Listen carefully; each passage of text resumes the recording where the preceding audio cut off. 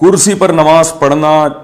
جائز یا ناجائز؟ کرسی پر نماز پڑھنا کیسا ہے؟ اگر ناجائز ہے تو اس کی کیا وجہ ہے؟ فاروق احمد انڈیا سے۔ کرسی پہ نماز پڑھنا خلاف سنت ہے۔ رسول اللہ صلی اللہ علیہ وسلم کی جب طبیعت خراب ہوئی، آپ بیمار ہوئے، تو آپ صلی اللہ علیہ وسلم نے زمین پر بیٹھ کے نماز پڑھائی ہے۔ اس پر پوری امت کا اجماع ہے کہ اگر آپ کی طبیعت خراب ہو،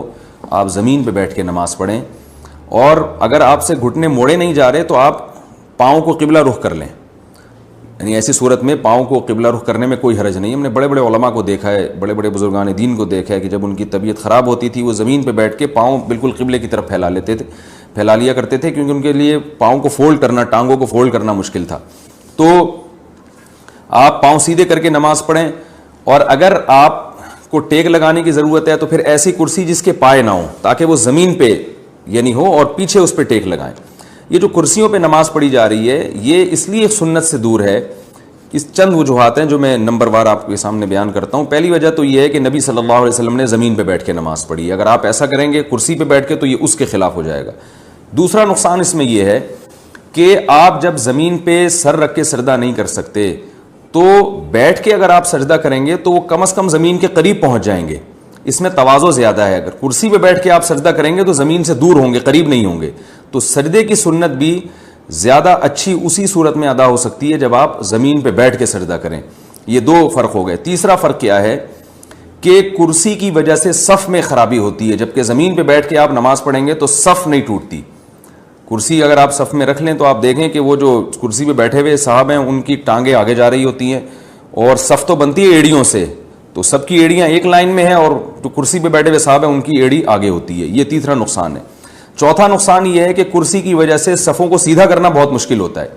اب کسی کے درمیان میں کرسی رکھی ہوئی ہے، کوئی صاحب تھوڑا سا بائیں ہو گئے تو بیٹھا ہوا آدمی تو کھسک جائے گا، لیکن کرسی والے کو پوری کرسی اٹھانا اور پھر اس کو سائڈ پہ لے جانا بڑا مشکل ہوتا ہے۔ اسی وجہ سے ہم نے دیکھا ہے کہ وہ بعض دفعہ صفوں میں جگہ خالی ہوتی ہے اور وہ جو نمازی ہیں وہ کرسی پہ بیٹھے ہوئے ہوتے ہیں اور درمیان میں جگہ خالی رہ جاتی ہے، صف بن نہیں پاتی ہے۔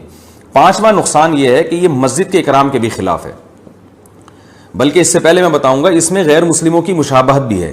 جو غیر مسلموں کی جو عبادت گاہیں ہیں ان میں میز اور کرسیاں ہوا کرتی ہیں، آپ چرچ جائیں اس میں ڈیسک رکھے ہوئے ہوتے ہیں، وہاں بیٹھ کے لوگ عبادت کر رہے ہوتے ہیں۔ 1000 سال سے زیادہ ہو گیا، 1400 سال ہو گئے، مسلمانوں کی مسجدیں ہمیشہ سادہ ہوتی ہیں، اس میں فرنیچر نہیں ہوتا، تو اب مسجدوں میں بھی فرنیچر آنا شروع ہو گیا ہے، تو اس میں غیر مسلموں کی مشابہت بھی ہے۔ اور چھٹا فرق یہ ہے، چھٹا نقصان کرسیوں میں یہ ہے کہ کرسیوں پہ بیٹھ کے جو یعنی اس میں مسجد کی بے اکرامی ہے۔ مسجد کی بے اکرامی اس لیے ہے کہ آپ کو پتہ ہے ہمارے ہاں کچھ تمیز تھوڑا سا مارکیٹ سے کچھ شارٹی ہے، جب کرسی سے لوگ اٹھتے ہیں تو اس کو سیدھا کر کے ایک جگہ پہ نہیں رکھتے، جہاں پڑی ہے وہیں کی وہیں چھوڑ کے چلے جاتے ہیں۔ 2-4 لوگ ہوتے ہیں جن کو ابا دادا سے کچھ بہت زیادہ انہوں نے تمیز سیکھی ہوتی ہے، وہ ذرا سلیقے سے کونے میں رکھ کے چلے جائیں گے، لیکن اکثر لوگ کرسیوں کو ایسے ہی چھوڑ کے چلے جاتے ہیں، اور گھٹنوں کی بیماری بہت تیزی سے پھیل رہی ہے۔ ہم تو بچپن میں دیکھتے تھے ایک بھی کرسی نظر نہیں آتی تھی مسجد میں، پھر آہستہ آہستہ 1 آئی، 2 آئی، اب آدھی صفیں کرسیوں پہ ہوتی ہیں۔ تو کچھ دنوں میں یہی ہوگا کہ یہ ساری کرسیاں دائیں بائیں الٹی سیدھی رکوع سجود میں پڑی ہوئی ہوں گی، اور مسجد کی یقیناً بے اکرامی ہے۔ مسجد میں تو سلیقہ ہونا چاہیے، تو یہ ایک بہت بڑی وجہ ہے۔ اور 7ویں وجہ یہ ہے کہ اگر یہ کرسیوں کا رواج ختم نہ ہوا تو ہوگا یہ کچھ دنوں میں کہ یہ مسجدیں آپ کو سرائے اور ہوٹل نظر آنا شروع ہو جائیں گی۔ یہ دعویٰ میں نے 5 سال پہلے کیا تھا، اور اب اس دعوے پر کا مشاہدہ بھی ہونا شروع ہو گیا ہے۔ میں نے 5-6 سال پہلے یہ بیان کیا تھا کہ آپ دیکھیے گا کچھ وقت کے بعد ایسا ہوگا کہ کرسیاں رکھی ہوئی ہوں گی، لوگ ان کرسیوں پہ بیٹھے ہوئے ہوں گے، اور سامنے میز رکھی ہوئی ہوگی اور چائے اور قہوے چل رہے ہوں گے، بالکل وہ ماحول ہوگا جو ہوٹلوں کا ماحول ہوتا ہے۔ کیونکہ جب کرسیاں آ گئیں تو پھر ظاہر ہے پھر صحت مند لوگ بھی ان پہ بیٹھیں گے، نماز کے بعد جو ہے نا گپ شپ لگانے کے لیے صحت مند لوگ بھی ان کرسیوں پہ بیٹھیں گے، پھر جب بیٹھیں گے تو وہ گول دائرہ بھی بنے گا، پھر جب بنے گا تو پھر میز لانے میں کتنا ٹائم ہے، پھر چائے اور سٹے بھی چلیں گے اس میں۔ تو اب میں تو رمضان میں دیکھتا ہوں کہ یہ سب کچھ ہو رہا ہے، کرسیوں پہ اعتکاف والے بیٹھے ہوئے ہوتے ہیں اور چائے بھی چل رہی ہوتی ہے، بالکل وہ گپ شپ کا ماحول ہوتا ہے جو گلی محلے میں نہیں کرسیاں ڈال کے لوگ بیٹھے ہوئے ہوتے ہیں۔ تو یہ مسجد کے اکرام کے بالکل خلاف ہے، اس کو ختم کرنے کی کوشش کرنی چاہیے۔ صرف ایک صورت میں کرسی کا استعمال جائز ہے کہ یہ تمام یعنی آپ کے لیے زمین پہ بیٹھنا کسی صورت میں ممکن ہی نہ ہو، اور ٹانگیں پھیلا کے بھی نہیں بیٹھنا ممکن ہو آپ کے لیے، اور نیچے ٹیک لگا کے بیٹھنا بھی آپ کے لیے ممکن نہ ہو،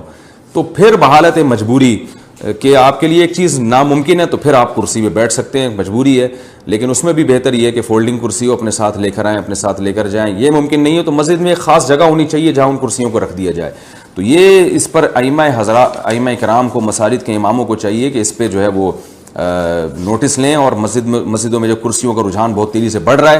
اس پہ جو ہے نا اس پہ کنٹرول کرنے کی کوشش کریں. آرام طلبی تو بڑھتی چلی جا رہی ہے, کچھ دن میں ایسا ہوگا کہ کرسیوں کے بجائے اب صوفے آئیں گے, آپ دیکھیے گا